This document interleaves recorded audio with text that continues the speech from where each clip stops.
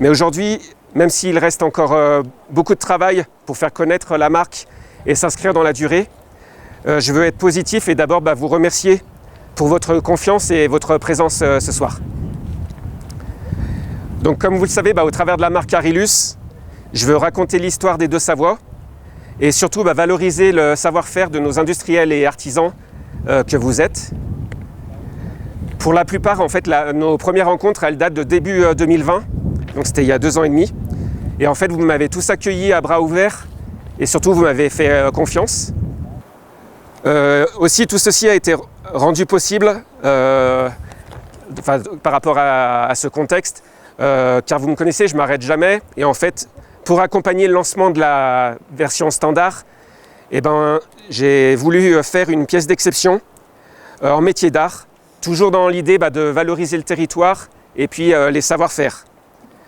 Et donc ça a commencé par une rencontre en début d'année avec une artiste, donc Alexandra Karl, c'est les métiers d'art Shaila, à qui j'ai pu présenter mon idée et mon inspiration autour de Chamonix, Mont-Blanc. Et donc Arilus, au travers de cet objet unique, on veut raconter donc l'histoire de ces hommes qui ont eu l'ambition de gravir le Mont-Blanc et tous ceux qui contribuent encore aujourd'hui au prestige de ce lieu mythique. Et c'est clair qu'il faut qu'on en prenne soin pour notre avenir et l'avenir de nos enfants. Donc avec Alexandra, on a réalisé une pièce d'exception sous la forme d'un triptyque. Donc ça, je vais juste faire un petit clin d'œil à Nathan parce que c'est lui qui m'a donné le mot. Voilà, et c'est vrai que c'est une belle image.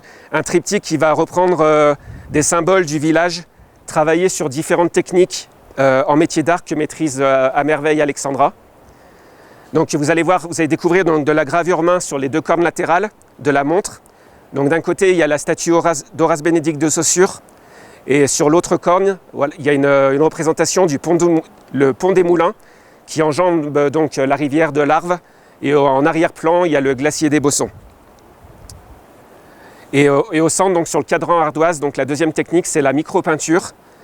Donc c'est une œuvre qui a été réalisée par Alexandra, qui représente donc la gare et le train du Montanvert. Donc pour Alexandra, c'est après donc tout ce travail industriel ou artisanal qu'on en a fait, pour Alexandra, ça représente à peu près une centaine d'heures de travail pour la pièce que vous allez découvrir tout à l'heure. Oui, bonjour. Écoutez, j'ai été ravie de pouvoir contribuer à cette réalisation de cette première pièce Arilus, Grand Arc spécialité Chamonix.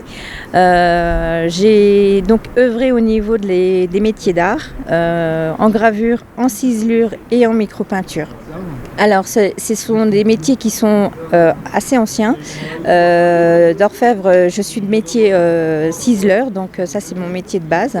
J'ai fait donc l'école Boulle à Paris et pour ça j'ai pu justement mettre en avant ce métier qui disparaît un petit peu au sein de l'horlogerie, donc grâce à Arilus.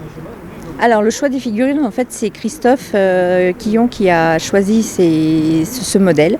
Il m'a présenté déjà le projet construit et moi je l'ai interprété à ma manière avec mes techniques. Alors j'ai à peu près passé entre 80 et 100 heures sur la pièce en globalité, que ce soit peinture, gravure ou ciselure.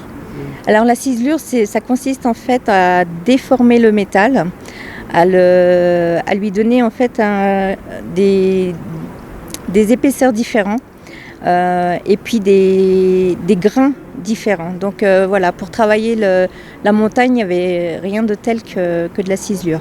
Par contre, tout ce qui va être gravure, ça va être le détournement des personnages ou le pont qui a été aussi creusé, retiré de la matière. Donc la gravure, je vais retirer la matière et en ciselure, je vais la déformer. Eh bien, nous sommes sidérurgistes et on a fourni la matière qui a permis à Stéphane Quillon de créer la carrure, le fond et les cornes de la montre pour avoir un habillage qui soit parfaitement inoxydable et très durable dans le temps. C'est un acier magnifique utilisé par beaucoup d'horlogers suisses et qui a la caractéristique de très bien résister à la corrosion, sachant que la sueur corporelle est un liquide très corrosif. C'est une matière qu'on a fournie à Stéphane Quillon qui s'usine très bien, parce que c'est des pièces assez ouvragées et il faut que ça puisse s'usiner facilement. Il faut par ailleurs que cette matière soit très propre pour que lors du polissage, on ait des surfaces parfaitement brillantes et régulières. Et puis dernier point qui est important, c'est qu'il faut que l'acier soit complètement amagnétique pour ne pas perturber le mécanisme de la montre et que la montre donne toujours une heure parfaitement juste. Voilà, donc il y a plusieurs facteurs à rassembler autour de la matière pour avoir quelque chose qui correspond bien aux attentes d'une montre mécanique. Un mot très simple, un peu à l'image de Christophe, tout en savoir-faire. Là, on peut voir, grâce au triptyque et à ce savoir-faire de cet artiste, qu'on peut aller très très loin dans nos vallées, dans nos simples vallées, dans un cercle très restreint. Le savoir-faire est juste à la hauteur de ce que les gens souhaitent et désirent.